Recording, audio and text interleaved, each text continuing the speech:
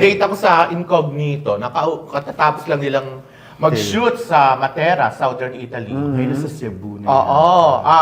May mga, bukod sa kay Jane De Leon, may isa pa silang pasabog na guest. Aabangan. Wow. At saka, I think yung Incognito, baka next year na siya ipalabas sa Netflix. Malamang. Netflix O mas na muna. magkahandaan na. Yung may advanced episodes, tatapusin na muna yung Lavender Fields. Lavender Fields. There's something about the ABS shows na Netflix pero pinapanood pa rin sa mismong mainstream station. Oo, eh. Mataas pa rin ang rating. Correct. So, parang challenge din yan sa Incognito eventually.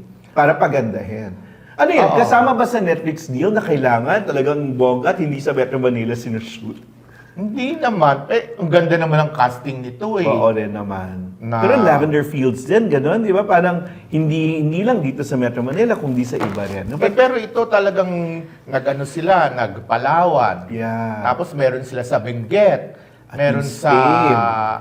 Ano? Sa Italy. Sa Italy. Sa Matera. Hindi Italy, natuloy yung tawi-tawi. Dapat Ah. magtatawi-tawi sila. Maga- Nag-popular na eh. Oo, maganda Good, kasi good. panoorin. Maganda kasi panoorin yung isang programa o isang show na ang ganda ng mga tanawin Hindi na gas-gas. pinapanood. Oo. Kasi maganda rin talaga na iba yung mga napapanood. Katulad ng Lavender Fields din, di ba? Ang gaganda ng mga bulaklak. Totoo. Ang gaganda ng mga bulaklak na Totoo. pinapanood mo. Tapos yung trabaho doon, tablescape artist, si Yeah. Lavender Fields, si Jody Santa Maria.